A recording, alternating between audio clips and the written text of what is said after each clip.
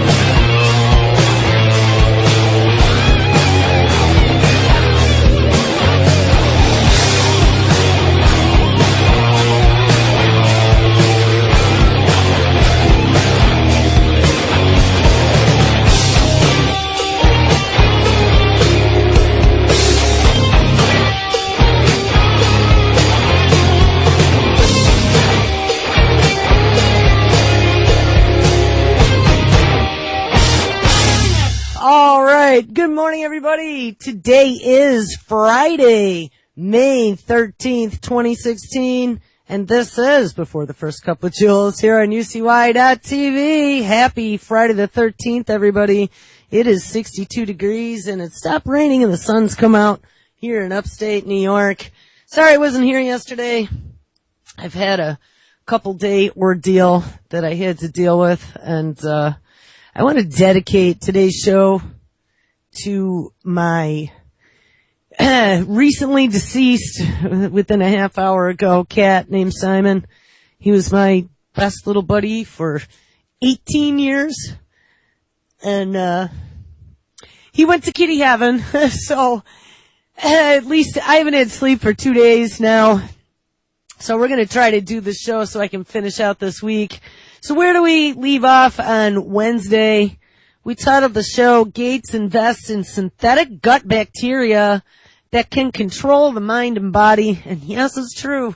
We spent 3 days this week already looking at the brain-gut connection and how the microbiota that exists on your body, and there's 5 different cultures that exist, can influence not only your mental state and whether or not you potentially have mental disease, as they found, including depression, schizophrenia. I think I even saw Parkinson's in there.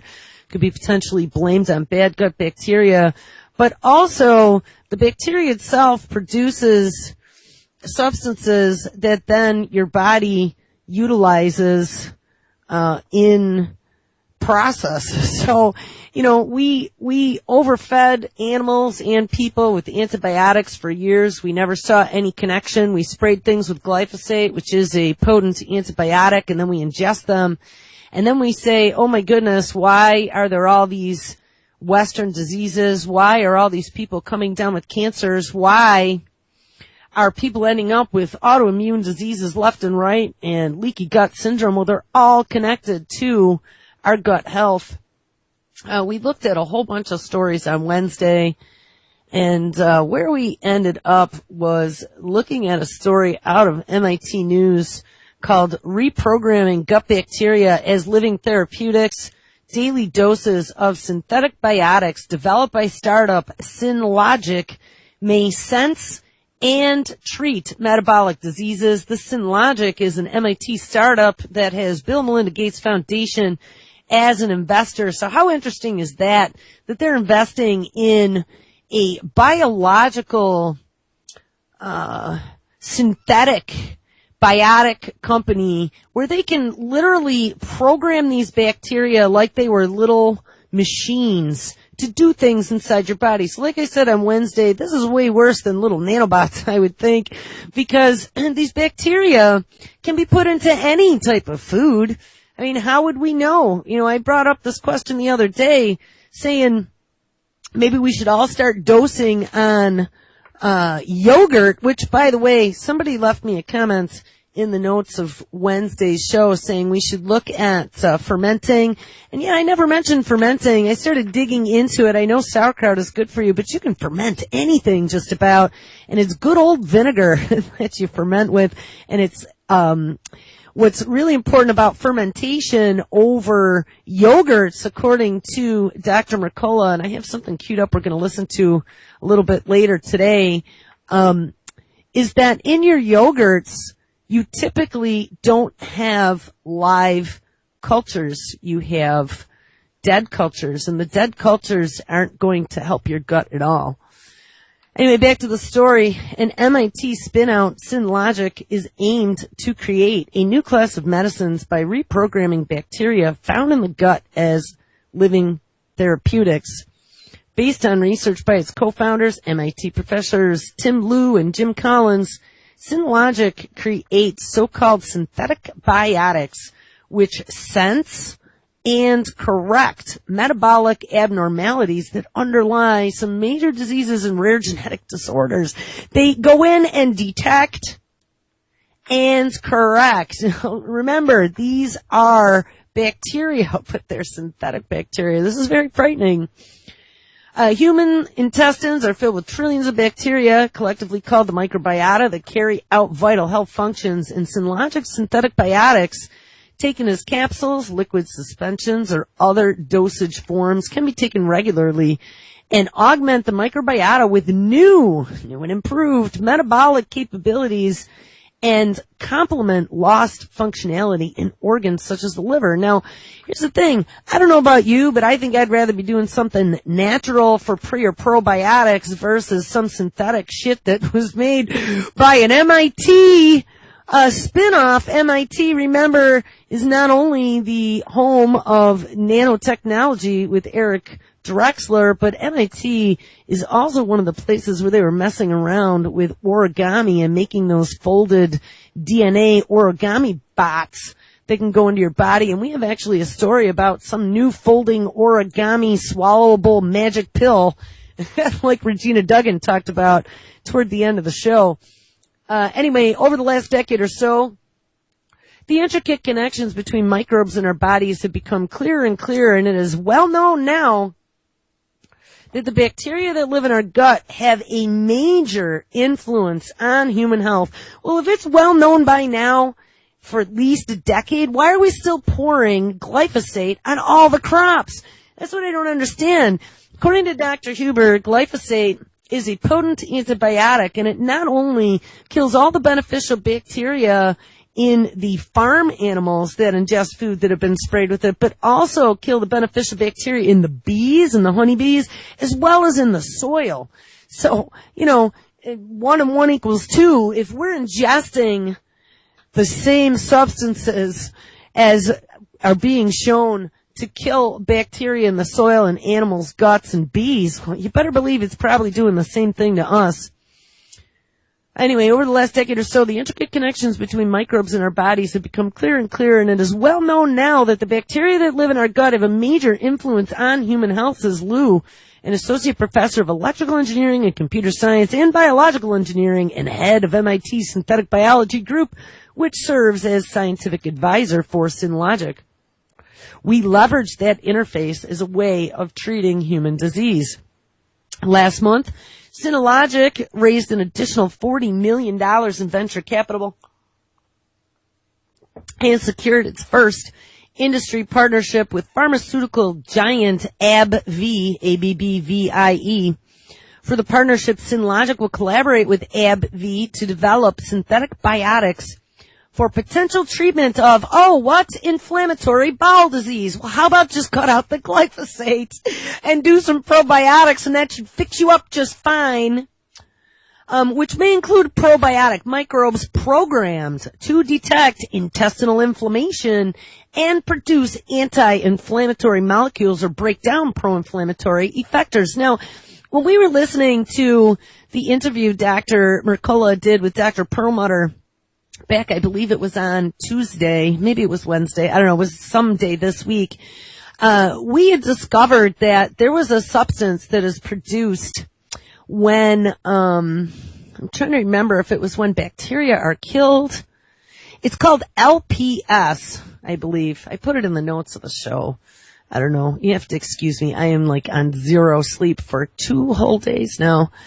But this LPS substance is actually the trigger for inflammation, and inflammation is the root of all disease, whether it be cancers or mental disorders or liver dysfunction. I mean, they can tie it all back to inflammation, and it's tied directly to our food, people. So the fact that they're going to like give us this quick cure, 1-2, look at this new 21st century medicine, will be able to fix your inflammatory bowel disease that you've been living with for years. Oh, by the way, but it was the glyphosate in your food that's causing it.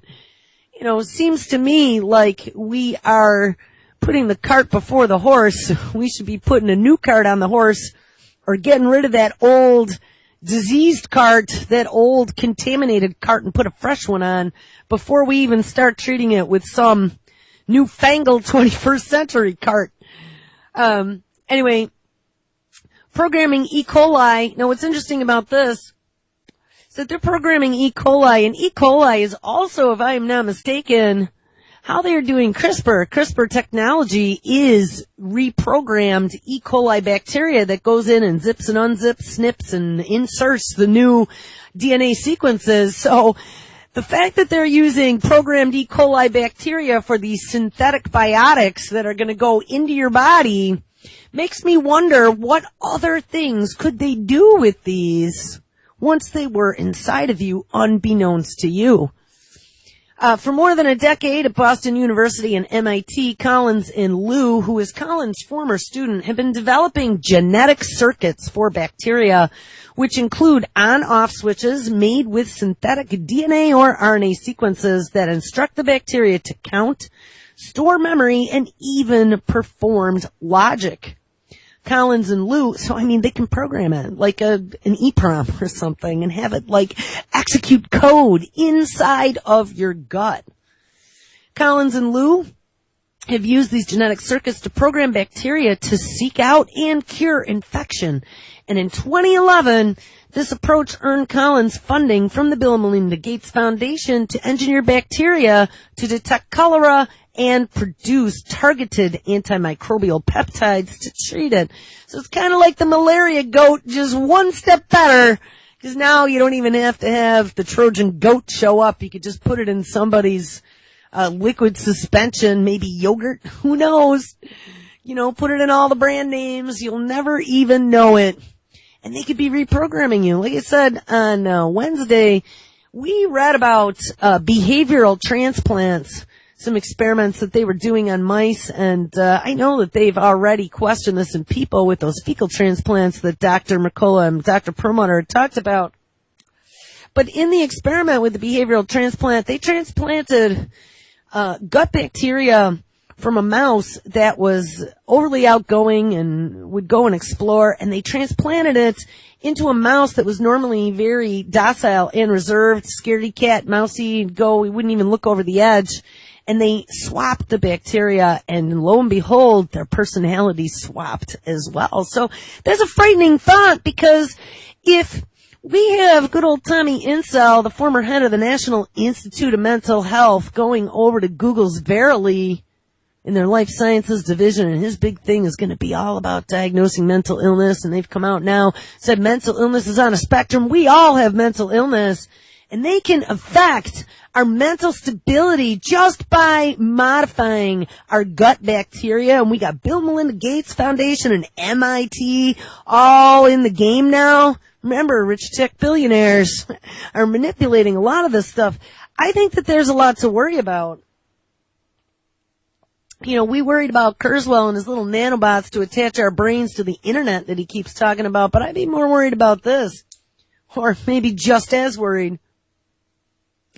Collins and Liu have used genetic circuits to program bacteria to seek and cure infection. In 2011, they got funding from Bill and Melinda Gates Foundation to engineer bacteria to detect cholera and produce targeted antimicrobial peptides to treat it. A few years ago, Liu and Collins, along with several venture capitalists, launched Synlogic to focus on commercializing, quote, a new class of therapeutics based on living cells, unquote. In 2014, Synlogics came out of stealth mode, so I guess they were in stealth mode for the first round of funding from Bill and Melinda Gates, and in the second round, the Bill and Melinda Gates Foundation, as well as some other venture capitalist firms, had given them another $30 million. Since then, Synlogics has worked on primarily programming E. coli Nissl, a strain of bacteria derived from the gut that is also used widely and safely as a probiotic already. The programmed E. coli Nissl, Liu says, provides greater precision, safety, and efficacy for disease treatment compared with traditional methods. And for inflammatory bowel disease such as Crohn's disease and ulcerative colitis, for example, current treatments include small molecule drugs or antibodies with anti-inflammatory properties. Right. You could very easily dose yourself with something like turmeric or ginger and see an improvement, and then do some probiotics on top of that, maybe get some super greens that are very alkaline to keep the inflammation down with lots of probiotics, and I think that you're already on your good way to a cure without any of Big Pharma's intervention. But the challenge is getting the right dose, says Liu. If you apply too little, it's not going to work. And if you apply too much, you have a chance that you may immunosuppress the patient and cause side effects. Well, wouldn't want immunosuppression now, would we? And I'm sure there's lots of other things that they're not saying that could happen. Synlogic can, quote, program microbes to detect inflammation and make anti-inflammation molecules at the site of inflammation, as well as produce molecules that positively impact immune system function. What I wondered about too, DARPA is working on this search and destroy artificial immune system that they've put an RFP out to the public. And this sounds a lot like it's along the same lines, because with gut flora, you also affect the immune system directly. And if you can detect inflammation, which of course is the root of all disease, and go in and reprogram it and get rid of the inflammation, you are putting in an artificially intelligent, somewhat sentry that'll be able to surf through your gut and find out what's wrong and fix it. I believe DARPA was looking for actually something in the blood to do that, but still, there's a lot of influence in the gut, and I think the gut influences more than the blood even. Then, because you also have that, the gut-blood barrier that is in your small intestine. Then there is the more rare but debilitating urea cycle disorder, which affects 2,000 to 6,000 people in the United States. And impairs their ability to process ammonia, and if ammonia builds up too much and reaches the brain, it can lead to brain damage, coma, and death. The best available treatment for people with this disease today is a liver transplant. Well, you could just 3D print them with stem cells. Right? We don't need any Billy Gates's synthetic biotics. Synlogic's probiotic for PKU, which we talked about the other day, and I was correct. It was that stuff that was in the, I don't remember the name of the gland, the pineal gland, that they were treating that disorder. It's a genetic disorder that then gave them all, brain wasting disease, because all those cadavers whose pineal gland they dried up and ground and fed to these people in their experiment were diseased with like Alzheimer's.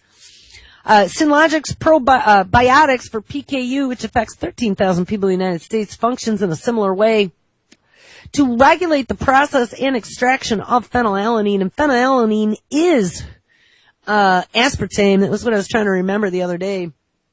PKU patients must adhere to a lifelong, extremely low-protein diet that can result in serious developmental disorders because they cannot eat normal foods that contain phenylalanine. the natural version, including many meats, dairy, and seafood products. If we can degrade phenylalanine with convenient administration of this synthetic probiotic, that will change the course of disease. Collins says Synlogic has potential to treat many other rare genetic metabolic disorders as well, but the recent AbbVie deal, he says, also opens up the possibilities of using these microbes to produce biologics. Now, we talked about that. Biologics are the newfangled drugs that we've been talking about where they can CRISPR them or they can use RNAi like we first discovered back about a year ago. We started looking at some of that. And they're protected by copyright under that TPP and TTIP. The biologics were the new golden boy for pharmaceutical companies. So I'm sure that these guys are all rubbing their sticky hands together. These include being able to treat cardiovascular disease and autoimmune disease, as well as oncology, central nervous system disorders, which have all been linked to metabolic dysregulation. And right, it's because of that vagus nerve, that direct connection from your gut to your brain. Again, something else that DARPA is tinkering with their Elect RX program. And remember, we also have the full-blown global brain project that is going on, learning to crack all the mysteries of the brain, and they can affect the brain directly by manipulating the gut microbiota. Part of the reason that probiotic treatments are not used for serious diseases is their lack of clinically validated efficiency. But Synlogics, on the other hand, aims to overcome these efficiency issues with potent and precision programmed synthetic biotics. For example, in engineering the safe and easily programmable E. coli Nissle, Synlogic engineers have designed the microbe to consume a vast amount of toxic metabolites. You know, you always got to look at this with a double-edged sword because great, they can program it easily to go into your body and consume all of your toxic metabolites. But who's to say that they couldn't also be programmed to go in and consume, maybe albeit slowly, your lipids or your digestive proteins? Or what say that something mutates and goes awry to start digesting things they aren't supposed to digest? I just really want to throw up a caution flag at anything that they are programming in the laboratory, and especially if Bill and Melinda Gates Foundation is involved. The E. coli Nissle strain that forms the basis of Synlogic's program, for instance, can consume orders of magnitude more ammonia than natural E. coli can, so it's super E. coli. For this treatment to work on patients, you want the max performance you can squeeze out of any one of these biotics. And based on their preclinical data, Synlogic's treatment have the potential to reach clinical levels of efficiency not seen often in synthetic biology. Synlogic's is programming, as my browser just whacked out. Synlogic's is programming these probiotic microbes to consume ammonia or phenylalanine, for example, and they are reaching levels that they expected to be clinically meaningful, which is quite remarkable. Yes, it's quite remarkable.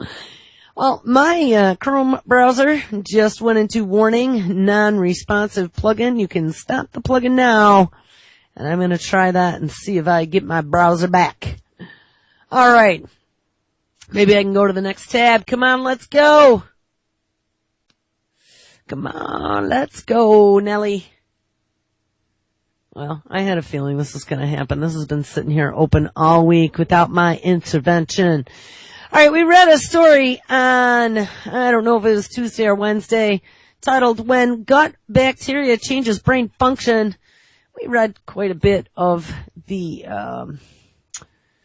technological mumbo-jumbo up above, but there are a couple things down at the bottom here, if this article scrolls, that I'd like to get to. It says, in this experiment, subjects who ingested this GOS, which is a galactosaccharide of some kind, shows lower levels of a key stress hormone, called cortisol. And we talked about cortisol. Cortisol is responsible for adrenal fatigue, and it's what your body produces when you like to live on stress like I used to. And in a test involving a series of words flashed quickly on a screen, the group that was fed this GOS hormone that produces cortisol focused more on positive information and less on the negative. So it actually physically caused their brain, instead of being a what's the name I'm thinking of? A glass half empty type person. It turned them into a glass half full type person just by ingesting this substance. This test is often used to measure the level of anxiety and depression, since in these conditions, anxious and depressed patients often focus inordinately on the threatening or the negative stimuli. And how many people do we know like that? It makes me wonder if one of the reasons why so many of us are anxious and depressed, and why there's such a prevalence of mental disease, and I'm not talking like off the deep end mental disease, but I would say the majority of people have battled with at least one mental disorder, whether or not they have issues with depression, or whether or not they have issues with OCD, whether or not they have issues with narcissistic disorder. I mean, those are all traits that come from different brain chemicals that can create those situations. The researcher Burnett and his colleagues noted that the results are similar to those seen when subjects take antidepressants or anti-anxiety medication. And I think we had read that they were discussing originally Lexapro, and don't take the pharmaceuticals, people. I knew that one of those drugs had caused DNA damage, and I found the story that Lexapro damages the DNA of sperm. So I don't know if they're warning people of that on the Lexapro package, but if you're on that drug, look it up, because that was pretty significant to me. Perhaps the most well-known human study, though, was done by Mayer, a UCLA researcher, and he recruited 25 subjects, all healthy women. For 4 weeks, 12 of them ate a cup of commercially available yogurt twice a day, while the rest didn't. Yogurt being a probiotic, but per Dr. Mercola, it is not a live probiotic. But this says, meaning it contains live bacteria, so I don't know, make sure you don't get a yogurt that has dead bacteria. It has live cultures in it. And in this case, it had strains of 4 species, the Bifidobacterium, the Streptococcus, Lactobacillus, and the Lactococcus. And before and after the study, subjects were given brain scans to gauge the responses to a series of facial images: happiness, sadness, anger, and so on. And to Mayer's surprise, the results, which were published in 2013 in the Journal of Gastroenterology, showed a significant difference between the two groups, the one who consumed the live cultures in the yogurt and the ones whom did not. The contrast was clear, says Meyer. This was not what we expected, that eating yogurt twice a day for a few weeks would do something to your brain. Ding, ding. But Billy Gates is rubbing his hands together on that one. They want, like I said, they want to get rid of resistant consumers. They want to get rid of the people who are questioning the machine and questioning the propaganda and making us so suspicious that we don't trust anything they say anymore. So let's make us not suspicious. Let's make us all happy, hunky-dory, go lucky to just accept everything they say and swallow. I don't know which pill it is, the red or the blue. The one they want us to swallow, not the one we want to. It says it is not clear, though, how the microbiome alters the brain. Most researchers agree that microbes probably influence the brain via multiple mechanisms. Scientists found that gut bacteria produce neurotransmitters such as serotonin and dopamine, DD, as well as GABA, all of which play a key role in mood. Certain organisms also affect how people metabolize these compounds, effectively regulating the amount that circulates in the blood and the brain. Gut bacteria may also generate other neuroactive chemicals, including one called butyrate that has been linked to reducing anxiety and depression. And Cryan and others have also shown that some microbes can activate the vagus nerve, that main line of communication between the gut and the brain. And in addition, the microbiome is intertwined with the immune system, which in and of itself influences mood and behavior. Dr. Mercola talks about complete probiotics. It actually was a very interesting little talk that he gave, and he verifies everything that we've been digging into. You may not be aware of this, but the bacteria in your body outnumber the cells in your body by 10 to 1. Yes, there's 100 trillion bacteria and only 10 trillion of your cells. Now, that may sound like an enormous difference, and it is, but because the bacteria are so much smaller than your cells, they don't take up as much volume or space, and they only really comprise a few pounds, mostly in your intestinal system. Now, you may not also be aware of this, and many physicians aren't, that your digestive system is responsible for about 80% of the functioning of your immune system. 80%? System. Your mind and your mood are largely controlled by the functioning of your healthy gut. Because the majority of the serotonin produced in your body is produced in your gut, not your brain. So that's why there's some credence to the term gut feeling, because your gut truly is a second brain. Now, what are some of the simple strategies you and your family can do to make sure that you're optimizing the health of the bacteria in your colon? As I said, they outnumber you 10 to 1. So you want to make sure that you're growing good, healthy bacteria. And in many ways, growing is a good analogy because it's very similar to a garden. And in a garden, of course, you're going to have weed killer and fertilizer. Well, let's talk about fertilizer for a minute, because you obviously want to nourish the good bacteria and you want to diminish the growth of the bad bacteria, or the fungi or the anaerobic bacteria. So one of the most powerful and potent strategies you could do is to eliminate sugar and foods that convert to sugar very rapidly. Fruit juice, even artificial sweeteners. What these will tend to do is act as nourishment or fertilizer for the bad bacteria, the anaerobic bacteria, the fungi, the yeast, the bacteria that should not belong there in abnormal concentrations will definitely cause you problems and will diminish your body's ability to produce proper neurotransmitters and to optimize your immune system. So you want to stay away from sugar. That's probably the single important strategy that you can do, is eliminate sugar from your diet. It's a simple strategy, somewhat challenging to implement, but it's very powerful. I was trying to pause. You didn't want to pause. Hold on.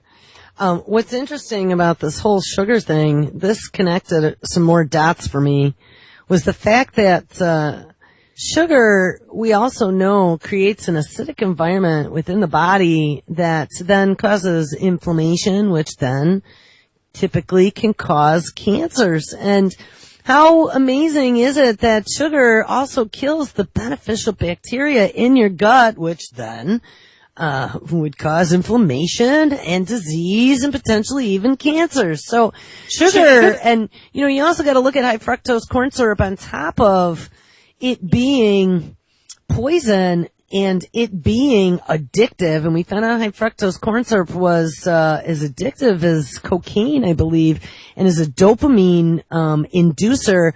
But also, high fructose corn syrup is made with genetically modified corn for most of it, and so it's going to be loaded with glyphosate, which is a potent antibiotic and will also kill the beneficial bacteria in your gut. Profound. Now, the other component is you want to have plenty of good vegetables, because vegetables are, and highly unprocessed organic vegetables free of pesticides, because those serve as fibers, and which are really literally prebiotics. These are sources of nutrients, will feed the good bacteria, and actually as they're broken down and metabolized, they have breakdown metabolic products that actually serve as weed killers for the bad bacteria. So really, the foods that you're eating are some of the most profoundly powerful tools you can use to modify and change that ratio between good and bad, because it's a very powerful predictor of how healthy you're going to be. Now, additionally, you can eat foods that are influenced with large numbers of good, friendly bacteria. And these are rampant through a wide variety of cultures throughout the history of the planet. And They are typically fermented foods, foods that have been cultured with different bacteria and grown, and then when you eat these foods, they tend to grow and reproduce in your system. Now, let me caution you to and discourage you strongly from two of the most commonly perceived fermented foods, which is yogurt and kefir that are typically commercially available in most every grocery store. You really want to stay away from virtually every commercially sold yogurt and kefir. It's because it's really not a type of food that's going to nourish your good bacteria. In fact, it's the exact opposite type of food. Why? It sounds remarkable because if you look at some of the marketing campaigns or even look at some nutritional texts, you'll find that cultures from Russia and Eastern Europe where they use these types of food have actually believed to contribute to their great longevity and health and good health. So why wouldn't it work here? Well, the devil is in the details, and you really need to look at how that yogurt and kefir is prepared commercially in the United States. First off, the starting material they're using is pasteurized milk, which is clearly something you want to avoid for many reasons I've discussed before. Pasteurized milk is not a good starting product. But then it gets worse from there. They're typically put in sugars or worse yet, artificial sweeteners that will actually cause the bad bacteria to grow, let alone the good, suppressing the growth of the good bacteria. And then the bacterial cultures they put in there are in such small quantities, and they're so short-lived that you're virtually getting no good beneficial bacteria. So stay away from commercially sold kefirs and yogurts. You can make your own. It's a bit more cumbersome process, but you'd have to find raw, organic milk, and then the appropriate culture materials. There are many recipes for doing this online. Just type it in Google and you'll find out how to do that. So I'd strongly recommend you consider doing that if that's one of your things. But you can use other easier approaches and look at some of the commercially prepared fermented foods and from different cultures. Sauerkraut would be one example.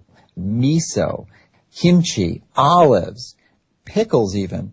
Aside from fermented foods, there are some other important considerations that you need to be aware of to optimize the growth of your good bacteria. Now, we already mentioned one of the most important, which is eliminating sugar because of its significantly negative destructive influence on the good bacteria in your I wanted to say one more thing. Hold on, I have to turn this down.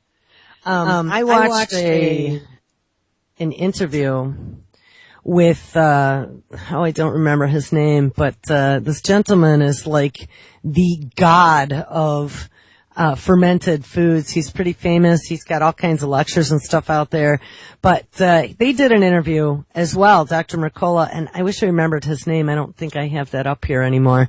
And one of the things that was very interesting that he said is that Dr. Mercola asked, well, the part of fermentation is vinegar in a lot of the fermented foods, such as your yogurt and your sauerkraut, your kimchi, your pickles, your olives.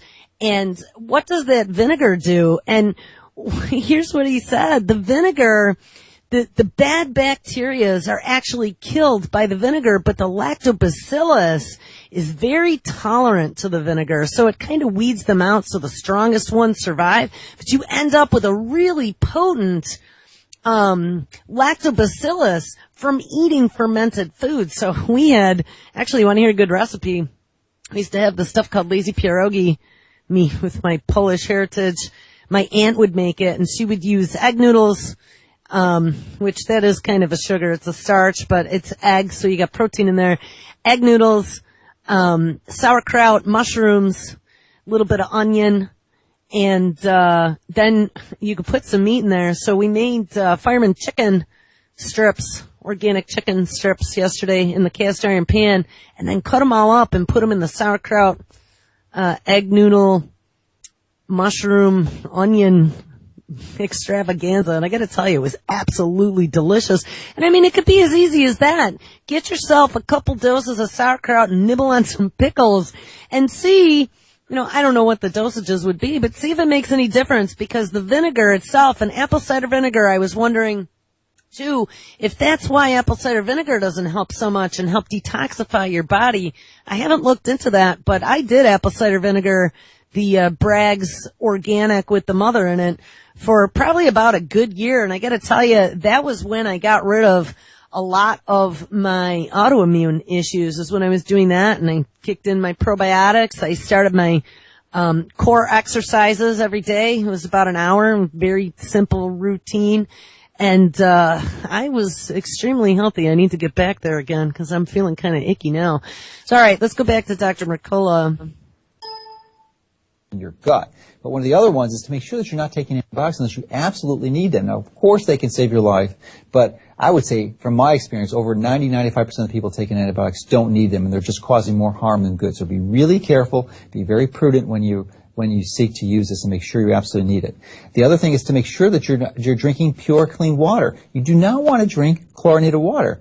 Chlorine is in the water. Why? To kill infections. Thank God it's there. It sterilizes, it sanitizes the water so that we don't get dysentery or some other diarrhea-producing illness that could potentially kill us. So I'm very grateful for the sanitized water as opposed to the water that's available in many third world countries. However, once it's done that function and we have clean water that's disinfected in our home, it doesn't serve any other purpose. It's just going to kill good bacteria in your system and increase your risk for cancer by producing cancer-promoting chemicals like disinfection byproducts and dioxane and really elements you do not want in your system. So that's a big component. The other is the soap you're using. Do not use antibacterial soap. It has a toxic chemical or triclosan, but it also is antibacterial. So if you're getting that in your system, it's going to tend to kill the bacteria in your colon. You clearly want to use organic produce, organic vegetables, organic pretty much everything. And why is that? Well, the pesticides that they put on these foods are there for a purpose, to kill organisms, to kill fungi or pests, and they can clearly kill the bacteria in your gut, aside from having the direct toxic influences, which of course accumulate over time and can really cause significant health problems for you. So only purchase organic food would be another key element. Now, it's important to understand that many health experts, including myself, because in our clinic, when a patient comes in, we routinely recommend to almost every patient that they go on probiotics or good bacteria, because I think it's essential. In many cases, more essential than taking a multivitamin. And many health experts are coming to that conclusion because it has such a crucial role in achieving optimal health. And so many of us are exposed to the factors I just mentioned that's really hard to maintain an optimal food. And so many of us are not taking the fermented foods. So that is a key issue. So then you're left with the choice of, well, how do I identify a healthy brand? Well, let me give you some key principles that you can, and guidelines that you can use. First of all, I would recommend avoid getting the enteric-coated probiotics. Now, that they are good from the perspective that they will improve the likelihood that you'll be able to swallow them and you'll have the bacteria make the transition through your stomach, which has a high acid and tends to kill some of these bacteria, into your intestine where they can perform their function.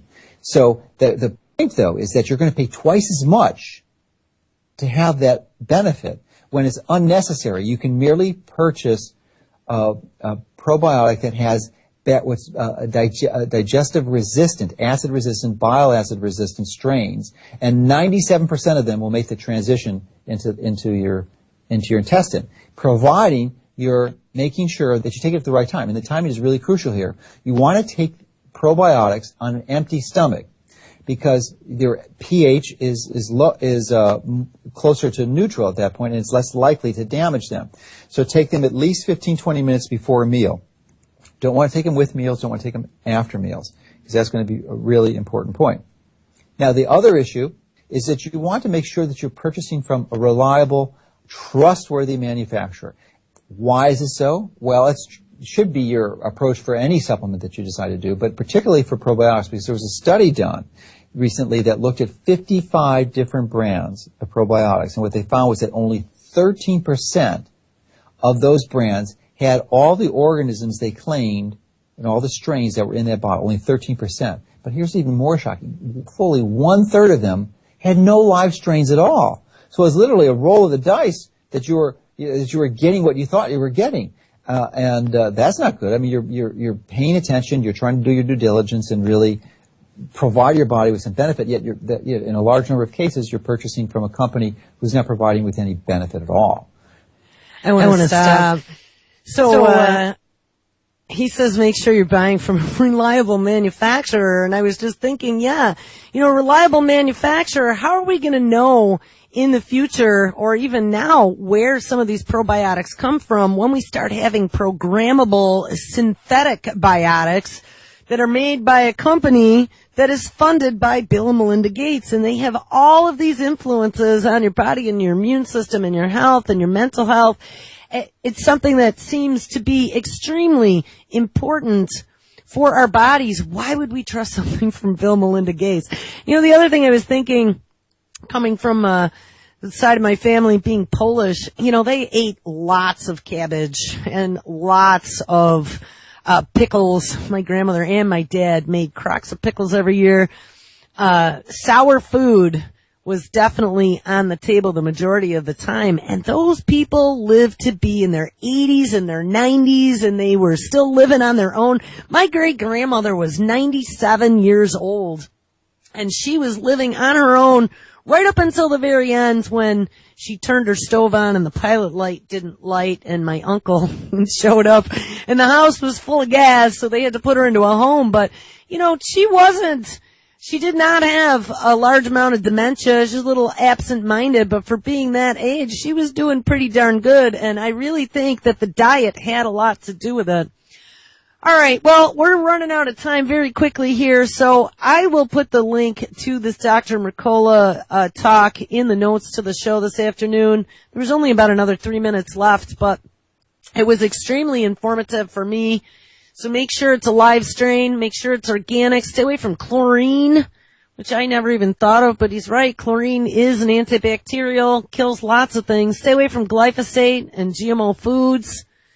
And make sure you know where your stuff is coming from. So they talked about these women that they had eat yogurt with live cultures 2 a day for 2 weeks, and they found out that it causes the body to produce neurotransmitters such as serotonin, dopamine, and GABA, all play a direct role in the mood. It says certain organisms also affect how people metabolize these compounds, and they regulate the amount that circulates in the blood and the brain.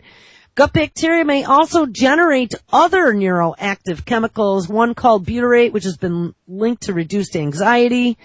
And the interconnections of bugs, and brain seems credible, too, from an evolutionary perspective. In addition, the microbiome is intertwined with the immune system, which itself influences the behavior. And after all, bacteria have lived inside humans for millions of years. Cryan suggests that over time, at least a few microbes have developed ways to shape their host behavior for their own ends. And that is not the first time we've heard about that. The toxoplasmosis we've looked at twice now. One was, giving you kitty eye goggles, kitty love goggles. They illustrated that with a mouse.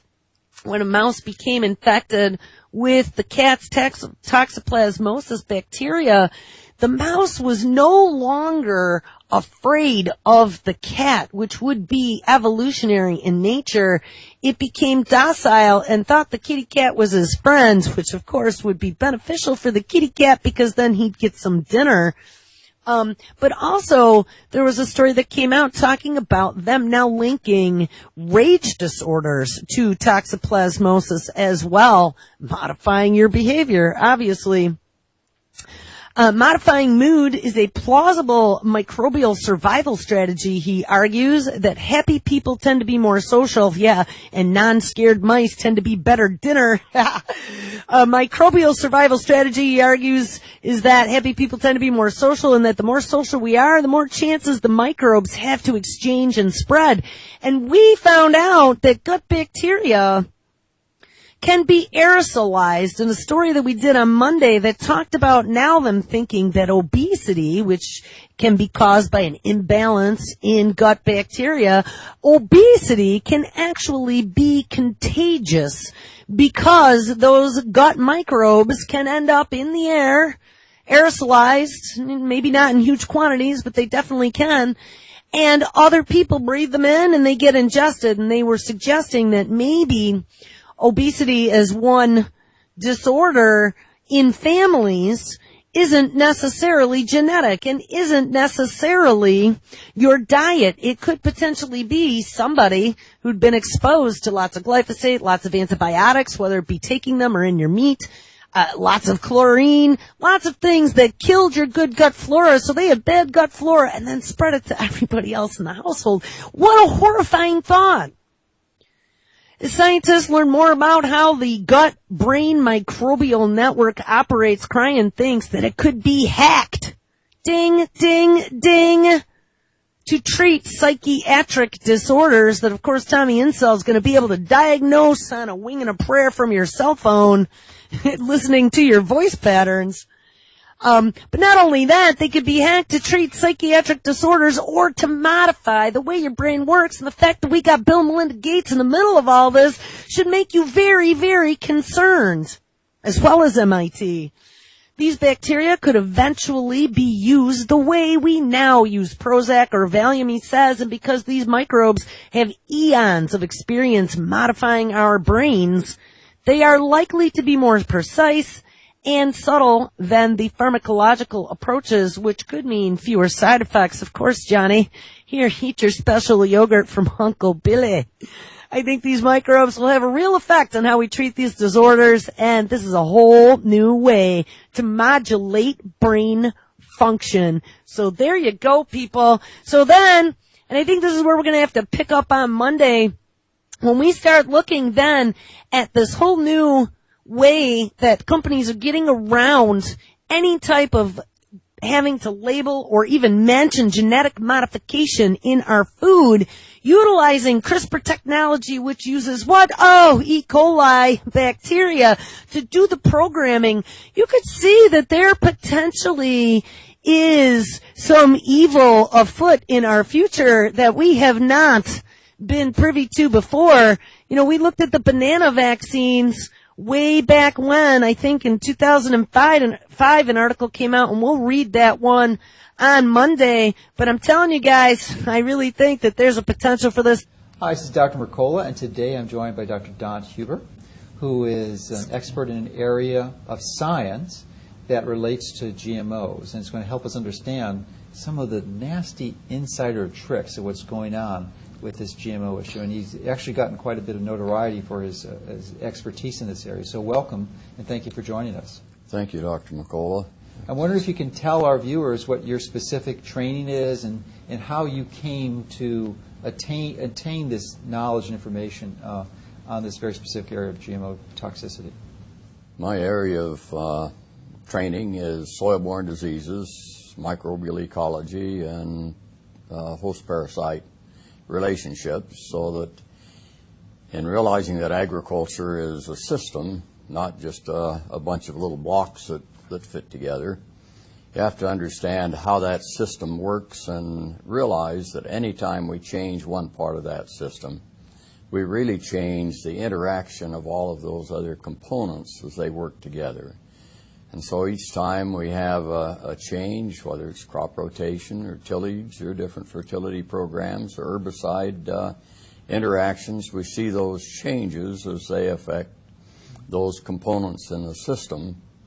And so my research over the last 55 years has been devoted to looking at those changes and how we can change them and manage that system for more effective crop production, better disease control, and improved nutrition and safety of our food crops. So when we look at such a major change as you have in a genetic disruption from a genetically engineered process, as we understand it in our limited knowledge now, we see that there are opportunities and actual changes in all of those components as they fit into the agricultural system, from the plant, the physical environment, the dynamics of the biological environment, and of course our pests and diseases as they interact together. So those have been the areas of my research over time and brought me to this point. The less movement of the chelated glyphosate into the clay structure in the soil, the more readily it would be available for degradation by microorganisms. So once it gets moved in, probably not really accessible for degradation, but then can be desorbed chemically. Mm-hmm. The organisms that are stimulated are the pathogens. And just as this paper that I was reviewing and of the presentation that was made at the meetings in Germany 2 weeks ago shows is that Clostridium, for instance, is very tolerant at extremely high rates of glyphosate, but all of the natural biological control organisms are very sensitive relative to that concentration for the glyphosate. What we see with the Fusarium that cause sudden death syndrome on soybeans is that it can be stimulated by the glyphosate. It's not a real rapid degrader, but it can utilize it. But it is stimulated, so we find a 500% increase in root colonization by this fungus. Very serious pathogen, not only on soybeans, but Fusarium on most of our crops is a major disease organism we have to deal with. But Dr. Kremer and others have shown up to a 500% increase in root colonization, even on the Roundup Ready crops, because again, there's nothing in that technology that does anything to the glyphosate. All it does is make it possible for that plant to survive and to accumulate more glyphosate, so that we still change the soil ecology, the microbial ecology, and as this paper from Germany is showing, our intestinal microbiology.